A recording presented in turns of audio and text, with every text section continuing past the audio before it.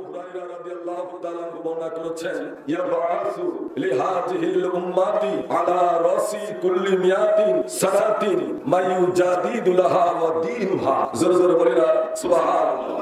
আর একটু আওয়াজ করে বলি না সুবহানাল্লাহ।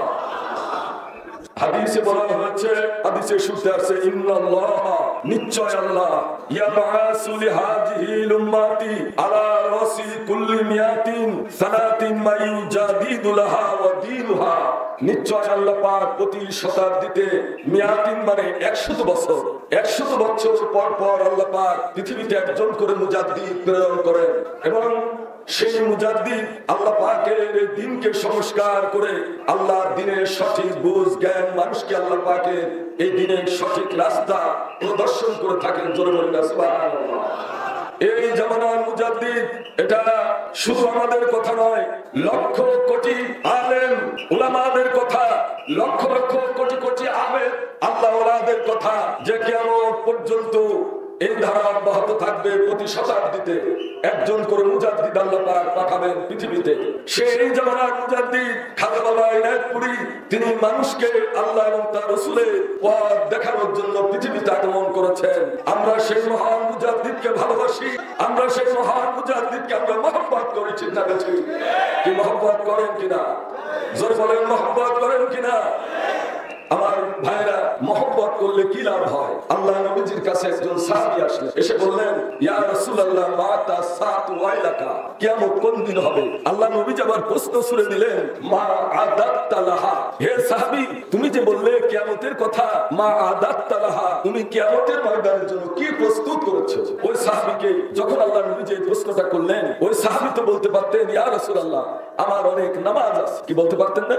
কেউ যদি আমাদেরকে বলে, হুজুর আপনি কি বেহেশতে যাবেন? আমরা কি বলবো? অবশ্যই যাব, কারণ আমি 5 ওয়াক্ত নামাজ পড়ি, আমি মক্কায় হজ করেছি, তারপর আমি যাকাত দেই, আমি কত ওয়াজ নসিহত করি, আমি তাফসীর পড়েছি, আমি মুফতি, আমি মুহাদ্দিস, জান্নাত তো আমার জন্য সব খোলা। কি বলে? আমরা বলবো না? কিন্তু দেখেন একজন সাহাবী কত বিনয়ী। আল্লাহ নবীজির কাছে তিনি বললেন না যে, ইয়া রাসূলুল্লাহ, আমার নামাজ আছে, হজ আছে, রোজা আছে, এই সব নিয়ে কিয়ামতের ময়দানে হাজির হব।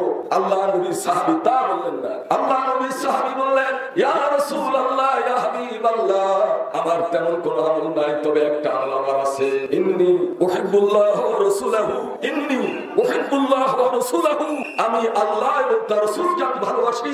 এছাড়া আমার কোনো আমল নাই, এছাড়া আমার কোনো আমল নাই। জোরে জোরে বলেন সুবহানাল্লাহ। আল্লাহ রাসূল খুশি হয়েছেন না বেজার হয়েছেন? কোন নামাজের কথা তো বলেন নাই, তাই তো বেজার হওয়ার কথা, তাই না? হজের কথা তো বলেন নাই। আল্লাহ রাসূল অনেক খুশি হলেন। আল্লাহ রাসূল সার্টিফিকেট দিলেন, আনতা মা মান আহবাবতা, তুমি যাকে মহব্বত করো, তুমি যাকে ভালোবাসো, কিয়ামতের ময়দানে তার সাথে তোমার হাসর হবে, তার সাথে তোমার হাসর হবে, তার সাথে তুমি জান্নাতে যাবে, তার সাথে তুমি বেহেশতে যাবে। জোরে জোরে বলেন সুবহানাল্লাহ। এই জন্য আল্লাহ নবীজি অন্য আরেকটি হাদিসে বলছেন, আল-মারউ আলা দীনি খলিলিহি ফালিয়ানজুর আহাদুকুম মা ইউখলিলুহু, তোমাদের দেখা উচিত যে তুমি কার সাথে বন্ধুত্ব করতেছো, তুমি কার সাথে বন্ধুত্ব করতেছো, এটা তোমার দেখা উচিত। কারণ কিয়ামতের ময়দানে তোমার বন্ধু সহ আল্লাহ পাক তোমাকে কিয়ামতের ময়দানে হাজির করবে। কোরআনের মধ্যে আল্লাহ পাক বলতেছেন, ইয়াউমা নাদউ কুল্লা উনাসিন বিইমামিহিম, প্রত্যেক মানুষকে তার ইমাম সহ, প্রত্যেক মানুষকে তার ইমাম সহ কিয়ামতের ময়দানে নাদউ, আল্লাহ আহ্বান করবেন, ডাকবেন যে দুনিয়ার জীবনে তুমি কোন মানুষকে মহব্বত করছো, কে তোমার ইমাম ছিল, কে তোমার নেতা ছিল, কার পিছনে পিছনে তুমি সময় নষ্ট করেছো, কার পিছনে তুমি সময় ব্যয় করেছো, কার জন্য তুমি ঘুরেছো, কার জন্য তুমি টাকা ব্যয় করেছো, কার জন্য তুমি টাকা খরচ করেছো। আল্লাহ পাক সবাইকে কিয়ামতের ময়দানে হাজির করবেন, ওই ইমাম সহ আল্লাহ পাক তার মুক্তাদিদেরকে উপস্থিত করবে।